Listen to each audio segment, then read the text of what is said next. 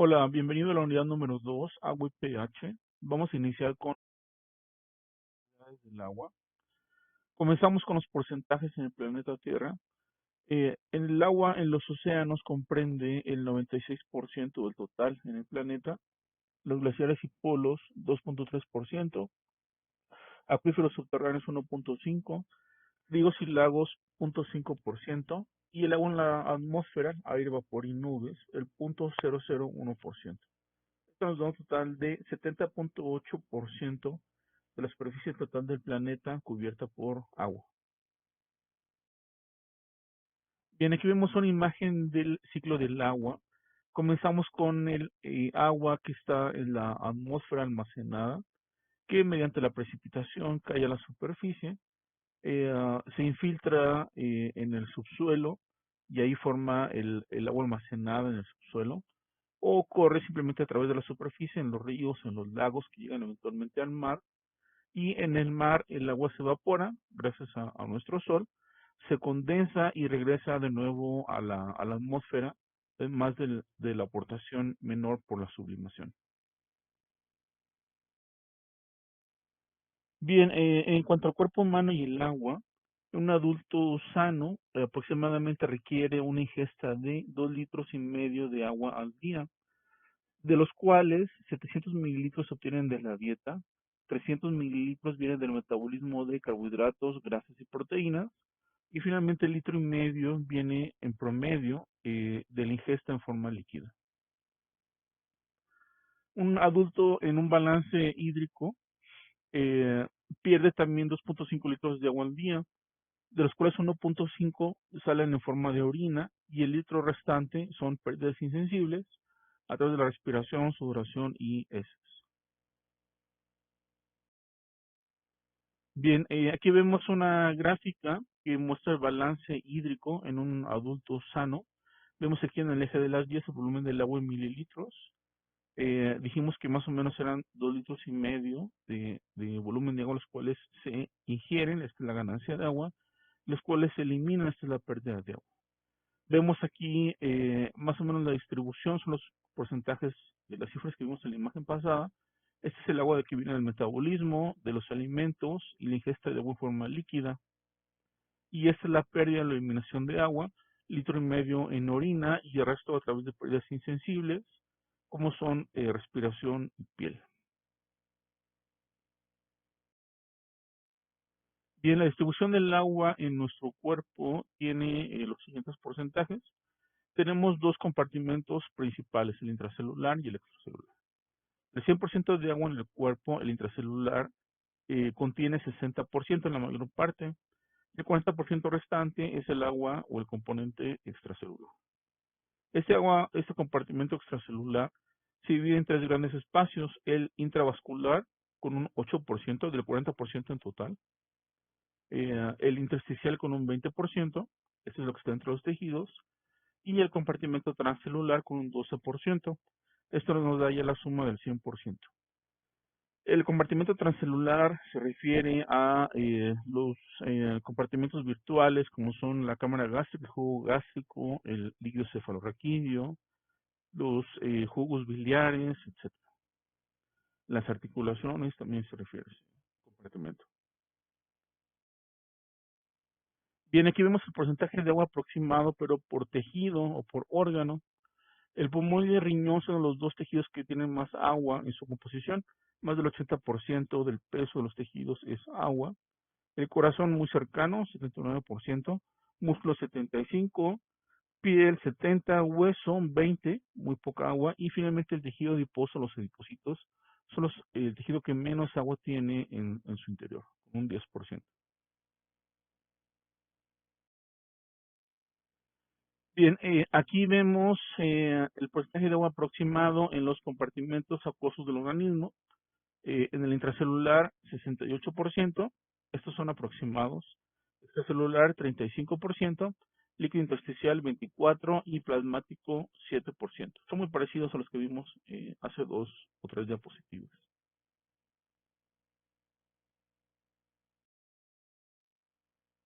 Bien, el agua es el líquido fundamental donde se realiza una gran variedad de reacciones químicas que son indispensables para la vida y es el principal solvente o disolvente biológico. Su importancia para la vida radica en sus excepcionales propiedades que son consecuencia de su composición y su estructura. Vamos a profundizar en esto un poco más adelante. En cuanto a la historia de la molécula del agua, a fines de 1700, Henry Cavendish, un filósofo científico que también era un químico teórico y experimental, inglés, aunque de hecho nació en Francia, pero era de nacionalidad inglesa, demostró que el agua en realidad era una molécula y no era un elemento como antes se pensaba, y esta molécula estaba compuesta por hidrógeno y oxígeno. Solo que Cavendish no le puso el nombre de hidrógeno, le llamaba aire inflamable. El que acuñó el término de hidrógeno, que literalmente significa eh, generador de agua, fue Antoine Lavoisier, y el cual un poco más tarde, en 1804, junto con Laplace, que era un matemático francés, ambos eran franceses, demostraron la estequiometría del agua y demostraron que estaba formada por dos átomos de hidrógeno y uno de oxígeno. Bien, Cavendish utilizó la oxidación de ciertos metales en presencia de ácidos para concentrar hidrógeno. La forma más fácil en la actualidad, una de las más sencillas, para obtener hidrógeno es a través de la electrólisis, que consiste en pasar una corriente eléctrica en el agua. Sin embargo, en aquel tiempo no había electricidad en las casas. Esto fue aproximadamente 100 años después, cuando aparecieron ya los primeros enchufes eléctricos en las paredes. Y entonces Cavendish aisló hidrógeno y posteriormente lo sometió a combustión en presencia de oxígeno con una chispa eléctrica y vio que se formaban gotitas de agua en las paredes del contenedor.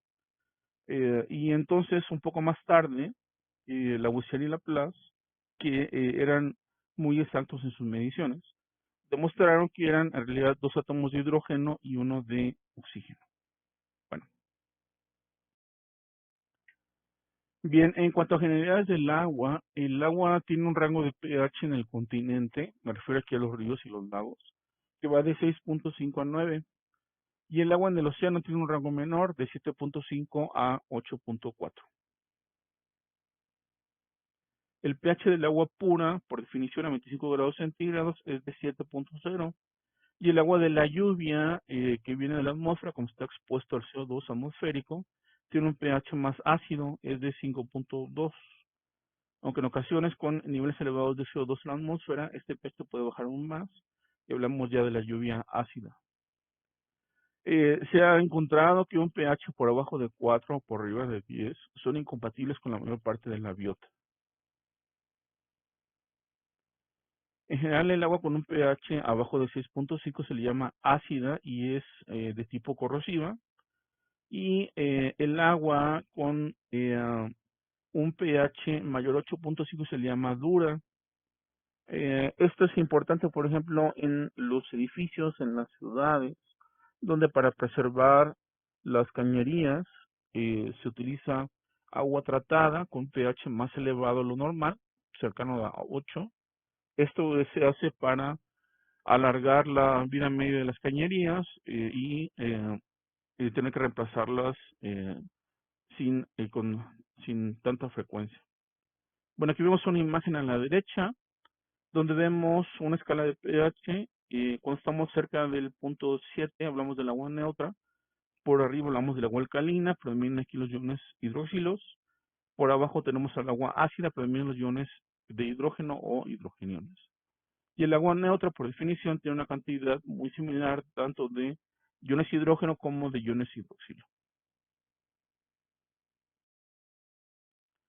Bien, el agua es una molécula sencilla formada por tres átomos pequeños, uno de oxígeno y dos de hidrógeno, que están unidos mediante enlaces polares de tipo covalente, que permiten establecer puentes de hidrógeno entre moléculas adyacentes. Eso le da unas propiedades únicas a la molécula de agua. Aquí tenemos un átomo de oxígeno y dos átomos de hidrógeno, los cuales se organizan de esta forma, con una separación de 104.5 grados entre los dos átomos de hidrógeno, este ángulo de aquí, en relación al centro del oxígeno. Y entonces esto determina deltas, dos deltas positivos donde están los hidrógenos, de realidad dos deltas negativos del oxígeno, que serían equilaterales y correspondientes a los deltas positivos del hidrógeno. El enlace covalente polar que está entre el hidrógeno y el oxígeno es muy importante porque les decía que confiere al agua propiedades que tienen que ver con una molécula de mayor masa a la real que tiene el agua. Y entonces, si tenemos una molécula que parece ser de mayor masa a la real, esto explica por qué el punto de ebullición y de fusión del agua son tan dispares, tan separados entre sí. Y esto explica a su vez los estados físicos del agua en las temperaturas que tenemos en la Tierra. Me refiero al estado sólido, el hielo, al estado líquido, que es el agua líquida como tal, y el estado gaseoso, que es el vapor de agua.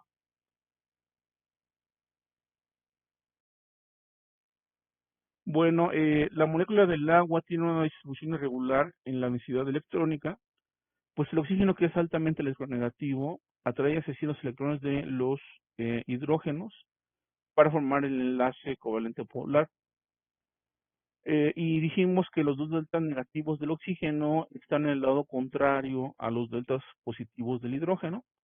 Por lo tanto, aquí hay una carga negativa y aquí tenemos una carga positiva. Recuerden que delta significa una diferencia en la nube electrónica. Entonces, cuando hablamos de un delta, decimos que la nube electrónica se distribuye en forma asimétrica. Y cuando se distribuye en forma simétrica la nube electrónica en la molécula, por definición no tenemos deltas, y entonces es una molécula de tipo no polar. Entonces los deltas están presentes en moléculas de tipo polares, por esta razón. Bien, la molécula tiene una geometría angular, que dijimos que los dos átomos de hidrógeno generan un ángulo de 104.5 grados, y esto hace de la molécula de agua, de una molécula de tipo polar, que es capaz de unirse a otras sustancias de tipo polar también. Aquí vemos una imagen a la derecha, donde se esquematiza un puente de hidrógeno formado por este átomo de hidrógeno con el delta negativo del oxígeno. Más o menos la distancia aquí entre los centros de los átomos es de 0.17 nanómetros. Comparen este puente de hidrógeno, esta distancia, con el enlace covalente polar entre el hidrógeno y el oxígeno de la misma molécula de agua, donde la distancia es casi la mitad del puente de hidrógeno. La distancia es de 0.09 nanómetros. Esto explica también por qué los puentes de hidrógeno son más débiles que los enlaces covalentes, por la distancia entre los dos átomos formando el enlace. Bien, al ser entonces la molécula de agua, una molécula que presenta una carga parcial negativa, dijimos por el oxígeno, y una positiva por el hidrógeno, la molécula se convierte en un dipolo. Y la ventaja de los dipolos es que pueden interaccionar con moléculas polares, hasta 4 moléculas de agua en forma simultánea, mediante la formación de puentes de hidrógeno. Aquí tenemos una molécula de agua en el centro, estos son los dos deltas positivos, dijimos, de los hidrógenos, los cuales a su vez interactúan con deltas negativos de otra molécula de agua. Tenemos aquí dos moléculas de agua interactuando con esta del centro. Pero a su vez los deltas negativos del hidrógeno, que están los dos acá, interactúan con los positivos de otras dos moléculas de agua mediante la formación de puentes de hidrógeno. Entonces esta molécula de aquí del centro interactúa con 4 moléculas de agua distintas en forma simultánea mediante la formación de puentes de hidrógeno. Bien, la energía de un puente de hidrógeno es relativamente baja, más o menos 5.5 kilocalorías sobre mol, y además hay otro tipo de interacciones como las fuerzas de Van der Waals que se generan entre moléculas que están en proximidad. De esta forma, es difícil que se separen entre sí las moléculas de agua y esto evita que se escapen como vapor. Entonces, para poder llevar el agua al punto de ebullición, hay que invertir una gran cantidad de energía para poder romper esos puentes de hidrógeno, esas interacciones entre las moléculas, interacciones intermoleculares, y entonces separar las moléculas de agua una de otra y favorecer su paso al estado gaseoso. Aquí vemos una representación de la molécula de agua, donde se ilustran los deltas negativos acá, los positivos acá, los puentes de hidrógeno, y este radio representa el límite de las fuerzas de Van der Waals para poder enlazarse con otras moléculas en proximidad. Bien, entonces, para poder llevar a la molécula de agua al estado gaseoso, se necesita romper estos puentes que en el estado líquido son muchos. Les decía que eso requiere mucha energía y por esa razón el agua tiene un punto de ebullición tan alto. Y esa es la razón también por la cual el agua es líquida, está en estado líquido, en un amplio rango de temperaturas que son 100 grados entre el punto de congelación y el punto de ebullición. De esta forma, tener un rango muy amplio, en el cual está en estado líquido, el agua, al actuar como solvente universal, favorece las reacciones de la vida y no sería un gas, no estaría en estado gaseoso en temperaturas promedio en la Tierra, lo cual le correspondería por su bajo peso molecular. Pero dijimos entonces que debido a sus propiedades, la molécula de agua se comporta como una molécula de alto peso molecular. Entonces, en realidad lo que le correspondería por su peso sería estar en forma gaseosa, más que en forma líquida, de rango de temperatura que dijimos. Y esto lo vemos aquí en esta gráfica, como dice el texto en la derecha, el agua tiene un punto de ebullición de 100 grados centígrados, que está aquí, que corresponde a 373 grados Kelvin, que es este aquí, que es el observado. Aquí vemos en el eje de las 10 en la gráfica la temperatura en grados centígrados, y aquí vemos distintas moléculas en relación a su peso molecular. Y vemos aquí a la molécula de agua, que tiene un peso molecular de 18, y entonces vemos que tiene aquí un punto de ebullición de 100 grados centígrados, pero siguiendo la línea de moléculas parecidas, con peso moleculares más bajo, como esta que está aquí con 34, el punto de ebullición del agua debería ser menos 100 grados centígrados. Entonces, en teoría, el agua, debido a sus características de la propia molécula, tendría que tener un punto de ebullición, por su peso tan reducido, de menos 100 grados centígrados, y en realidad tiene un punto de ebullición de 100 grados centígrados, más 100 grados centígrados. Eso es lo que me refiero con que en relación a su peso, el punto de ebullición teórico debería ser más bajo de lo real, que es este punto que está aquí. Eso explica por qué la molécula de agua se comporta como moléculas mucho más grandes y presenta una masa molecular aparente más alta de la real. Bien, aquí vemos una tabla de Leninger donde se muestran los puntos de derretimiento. Este es el punto de congelación, donde pasa de estado sólido a líquido. El punto de ebullición, en grados centígrados, y el calor de vaporización, medido en joules sobre gramo. El calor de vaporización es la energía calorífica requerida para convertir un gramo de líquido en estado gaseoso para llevarlo a su punto de ebullición a una presión atmosférica. Entonces, el calor de vaporización, como dice aquí Leninger, es una medida directa de la energía requerida para vencer las fuerzas que atraen a las moléculas en la fase líquida. Bien, vemos que el agua tiene un punto de congelación de 0 grados centígrados, un punto de ebullición de 100 grados centígrados, y el calor de vaporización es muy alto, es de 2260 joules sobre gramo. Comparen estos valores con los de otros solventes, como el metanol, que tiene un punto de congelación de menos 28 grados centígrados, punto de ebullición de 65 grados, y la mitad del calor de vaporización del agua. Y hay otros solventes como el cloroformo, que es un solvente orgánico, tipo no polar, que tiene un punto de ebullición de 61 grados centígrados, pero un calor de vaporización muy pequeño que corresponde a su masa real, a su peso real, que es de 2,47 joules sobre gramo. Bien, en cuanto a su densidad, la densidad mayor del agua se presenta a los 4 grados centígrados. Y como ustedes saben, el hielo flota en el agua líquida, y esto es debido a que el agua sólida es menos densa que el agua líquida, porque genera una repetición de tipo tetraédrica de los puentes de hidrógeno. Entonces, esto permite que el hielo flote.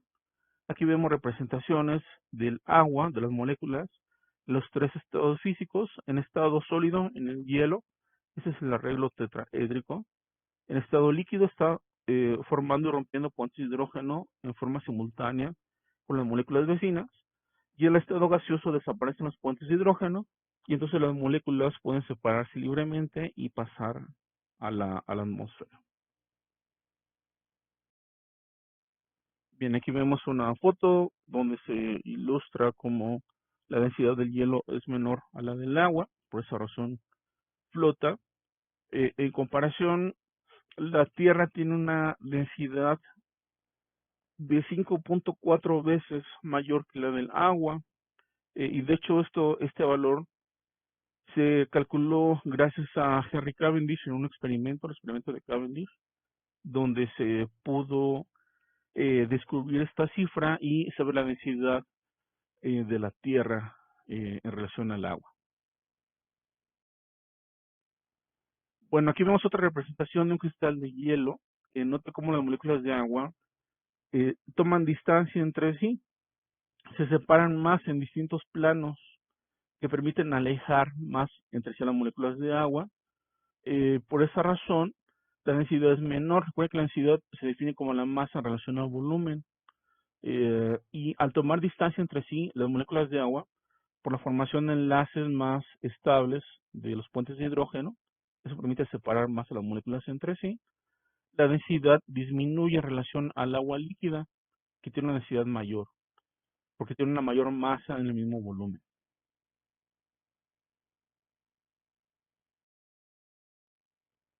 Bien, otra propiedad del agua es su elevado calor específico. El calor específico es el calor necesario, la necesidad térmica necesaria para elevar la temperatura de 1 gramo de agua en 1 grado centígrado. Y su valor es de 1 caloría sobre gramo por grado centígrado. De esta forma, este calor específico tan elevado permite al organismo importantes cambios de calor con escasa modificación en la temperatura corporal. Esto significa, en otras palabras, que debido a sus características, el agua permite disipar la temperatura de nuestro cuerpo en la interfase con el aire, con el medio ambiente de nuestro cuerpo, que rodea nuestro cuerpo, y de esta forma el calor se transmite más fácilmente desde el interior al exterior, y eso quiere decir que hay una menor alteración o modificación de la temperatura corporal al eliminar grandes cantidades de calor. Eso es debido al elevado calor específico de las moléculas de agua. Otra propiedad es que el agua posee un elevado calor de evaporación. El calor de evaporación es el calor necesario para evaporizar 1 gramo de agua y su valor es de 536 calorías sobre gramo. Entonces, esto permite al organismo eliminar el exceso de calor mediante la evaporación de cantidades pequeñas de agua, y esto posibilita a nuestro cuerpo para mantener la temperatura corporal más baja que la del medio. Entonces, pues estamos en un medio ambiente que tiene una temperatura superior a 37 grados centígrados. Gracias a este elevado calor de evaporación, la diferencia de temperatura entre el ambiente exterior y nuestro cuerpo se elimina de nuestro cuerpo gracias a la evaporación de pequeñas cantidades de agua, y eso permite mantener la temperatura corporal más baja que el medio ambiente externo. Bien, vamos a hablar entonces del agua como disolvente o como solvente. Recuerden, para empezar, las diferencias entre solución y mezcla. Hablamos aquí de que esta es homogénea y esta es heterogénea. Y recuerden que los solventes usualmente se evaporan fácilmente o pueden ser removidos por destilación. Los solventes también pueden ser utilizados para extraer o para carrear compuestos solubles de una mezcla. Es el caso del café o del té, donde el agua actúa como un solvente para sacar de la bolsita de té o del grano de café todos los compuestos hidrosolubles y formar una mezcla, una solución ahí fuera de la bolsita de té. Y vamos a ver una definición que es la de concentración de una solución. Esto se define como la cantidad de compuesto o de soluto que está disuelto en un volumen dado de solvente y la concentración se mide en moles sobre litro. Aquí vemos en la figura al soluto, que es este polvo que está aquí rojo.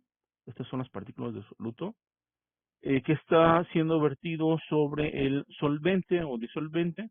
Esto forma una solución o disolución. Entonces, estas son las partículas del solvente que interactúan con las de soluto y entonces forman una solución o disolución.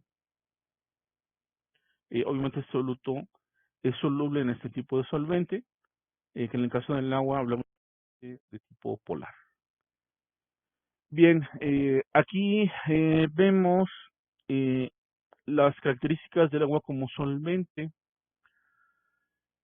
y los solventes se dividen en dos grandes grupos, aquellos solventes polares y los solventes no polares.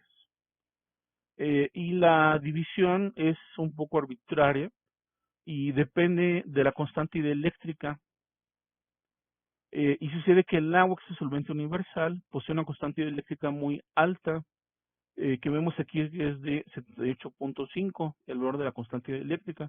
En otras palabras, esto quiere decir que el agua permite con cierta facilidad el paso de una corriente eléctrica a través de sus moléculas. Entre más alta sea la constante eléctrica, más polar es el solvente. Vemos aquí toda esta lista de solventes junto con sus constantes eléctricas. Vemos que el agua es de los que tiene mayor constante eléctrica. El etanol tiene un valor de 24, el ácido acético de 6.2, ya tenemos aquí valores bajos.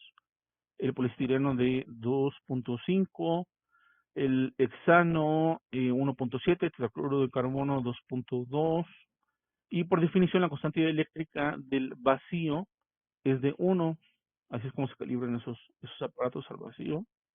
Y el aire tiene una constante eléctrica ligeramente más alta que el vacío. Bueno, entonces les decía que la división es un poco arbitraria y el punto de corte es de 14 de la constante eléctrica. Aquellos solventes con valores por arriba de 14 se consideran polares y los solventes por abajo de 14 son de tipo no polar. Bien, el agua, dijimos, tiene una constante eléctrica muy alta. Esto me relaciona a la ley de Coulomb, que nos dice que la fuerza de interacción entre partículas con carga opuesta es inversamente proporcional a la constante eléctrica del medio circulante. Esto quiere decir que si la constante eléctrica es muy alta, la fuerza que atrae a partículas de carga opuesta que están disueltas en ese solvente, que tiene una constante eléctrica muy alta, va a ser muy débil, por lo tanto se separan.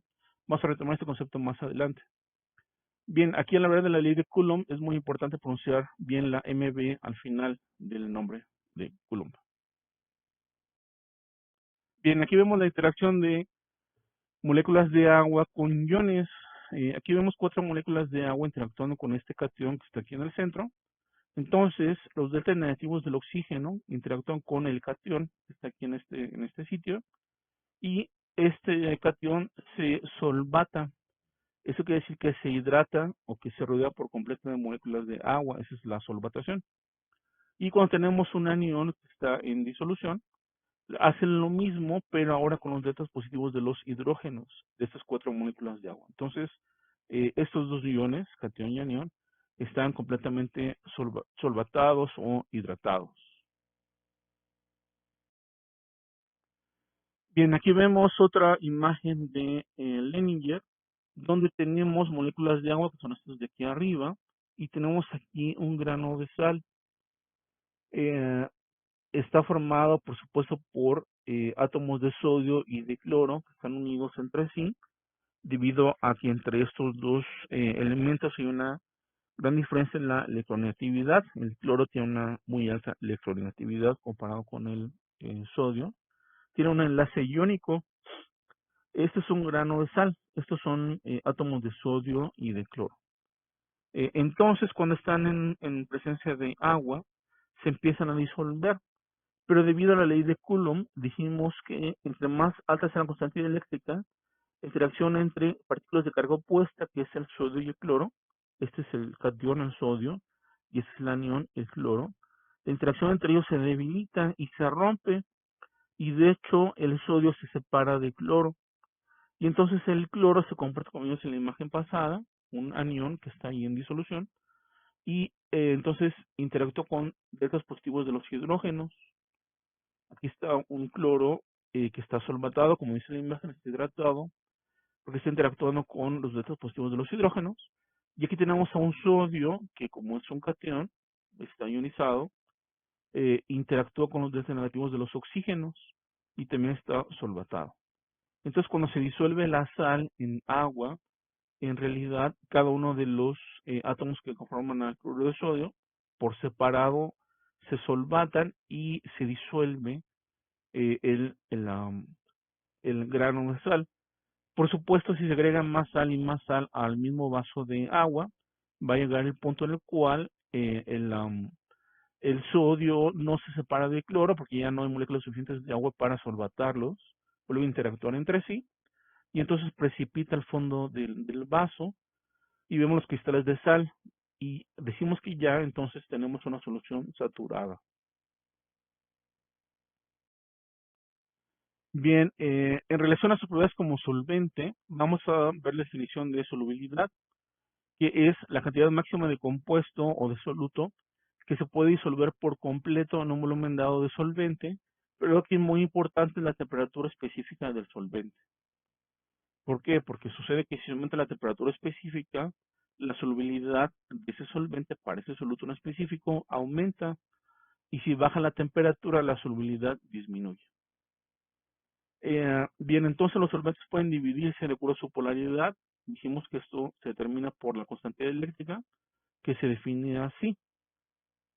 Y tenemos aquí en esta figura de abajo un cristal de sal donde tiene las moléculas sin disolver, y después que interactúa con moléculas de agua ya se solvatan, dijimos, para el sodio, que es este de cloro, que es este, que es el más electronegativo, interactúan con deltas opuestos y ya se hidratan esos átomos y ya la sal está disuelta. Bien, y entonces los solventes pueden dividirse en polares y no polares. La división más o menos está entre 14 y 15 puntos de la constante eléctrica. Para fines prácticos lo dejamos con valor de 15. Si es arriba de 15 es polar, para fines de examen. Y si es por abajo de 15 es no polar. Y sucede que hay muy pocos solventes polares, aparte del agua. El agua es por definición un solvente polar universal. Sí hay también como constantes eléctricas muy altas, pero su uso es muy limitado, se usan solamente en química analítica y en ciertos procesos industriales. También los solventes, recuerden, si hablamos de solventes polares, este tipo de solventes por lo general no tienen carbono, se llaman inorgánicos. Y los solventes no polares, que tienen constante eléctrica baja, por abajo de 15, 14 puntos, se llaman solventes orgánicos. Bueno, aquí en la figura vemos un solvente de tipo polar y un solvente no polar. Y aquí están estos tipos de solventes en relación a su constante eléctrica, de la más bajo, y va incrementando hasta llegar al agua, que hicimos tiene una constante eléctrica muy, muy alta. Bueno, los solventes no polares, decía la mayor parte, son orgánicos, contienen carbono, y se llaman orgánicos o no polares. Y recuerden que una molécula no polar, por definición, tiene una nube electrónica que se distribuye en forma simétrica, o sea, no tiene deltas. Y los solventes orgánicos o no polares se usan mucho a diferencia de los polares que solamente tenemos para fines prácticos al agua. Los orgánicos son muy utilizados, por ejemplo, para tintorerías, pinturas, el thinner, acetona, removedor de manchas, detergentes en perfumes. Estos son solventes de tipo no polar u orgánicos. Estos funcionan muy bien, por ejemplo, para extraer manchas grasas de la ropa, por eso se utilizan detergentes en tintorerías, porque permiten disolver a los ácidos grasos que están ahí en la mancha de la ropa y separarlos de la tela. Ese es el fundamento de muchos detergentes.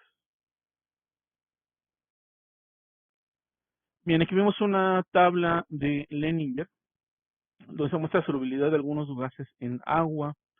Tenemos aquí el nitrógeno, oxígeno, CO2, este es el amoníaco, el NH3, y el sulfuro de hidrógeno, el SH2. Y vemos aquí su polaridad. Todos estos, los tres primeros son de tipo no polar y los últimos dos son de tipo polar.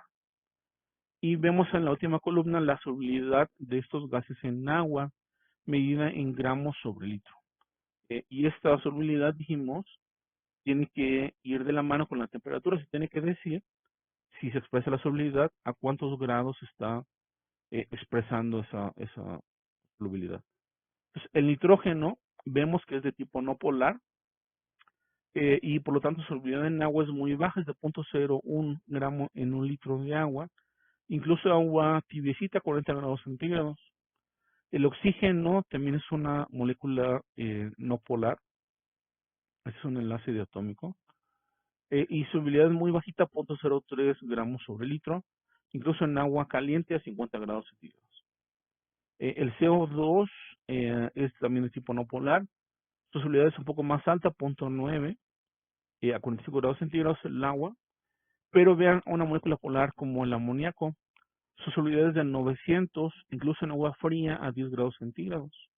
El sulfuro de hidrógeno, que tiene deltas porque es un polar, pues al haber deltas en esta molécula polar, interactúa perfectamente con las moléculas de agua, con sus deltas positivos y negativos, por lo tanto su solubilidad es muy alta, 1860 gramos en un litro, en agua a 40 grados centígrados. Muy bien. Bien, entonces considerando el agua como solvente, los solutos pueden clasificarse en dos grandes grupos, hidrofílicos o hidrofóbicos. Los hidrofílicos son solutos, de tipo polar, dijimos, y los solutos hidrofóbicos son de tipo no polar, o sea, no poseen deltas, por su nube electrónica simétrica. Y aquí vemos a las grasas.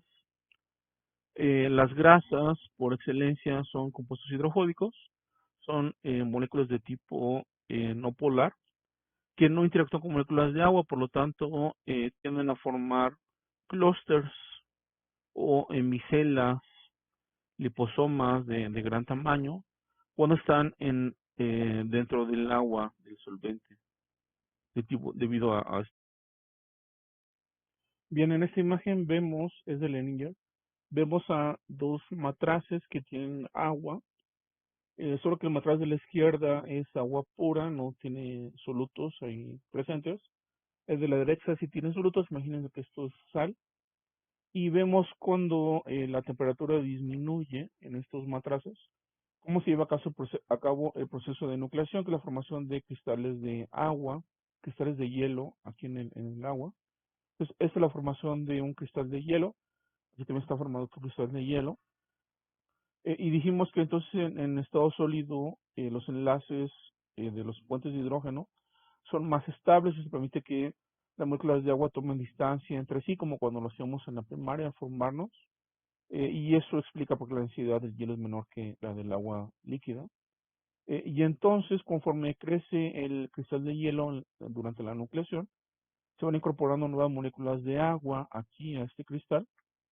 Y todo lo que no sea moléculas de agua, debido a que no comparte su carga, tamaño, etcétera, sus propiedades, se excluye del proceso de nucleación. Entonces el cristal de hielo está formado por únicamente moléculas de agua, es agua 100% pura, y no tiene solutos presentes. De hecho, este es un proceso muy utilizado para la desalinización del agua de mar, por ejemplo, donde se congela el agua salada y el hielo formado es agua pura sin sal y ya se puede beber sin ningún problema. Y de hecho la presencia de solutos presentes como la sal hace que el agua se comporte distinto. Esto se llama propiedades coligativas del agua, donde la presencia de estos otros solutos modifican un poco las propiedades del agua y para poder congelarse el agua salada, por ejemplo, se requiere una temperatura menor a los 0 grados centígrados del agua pura, quizá menos 4 grados, menos 3 grados centígrados, para formar cristal de hielo.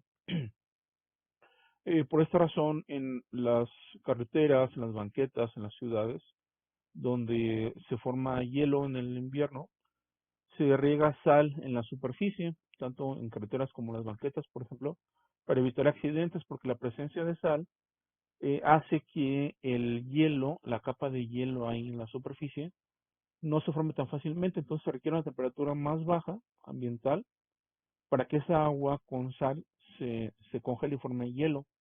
Entonces, por esta razón, la sal se puede decir que deshace en condiciones normales el hielo formado. También por esto los neveros eh, tradicionales utilizan sal, capas de hielo y sal ahí mezcladas en la parte exterior del recipiente que tiene nieve, porque ese hielo con sal dura más tiempo que el hielo sin sal. Entonces cuando suelen vender la nieve a la calle, ese hielo está más frío, literalmente, que el hielo que no tiene sal. Muy bien, chicos, pues terminamos con la primera parte de la unidad número 2, agua y pH. En el siguiente video vamos a empezar a hablar continuamos con más propiedades del agua y comenzamos a hablar ya del pH, de la escala del pH. Muchas gracias por su atención.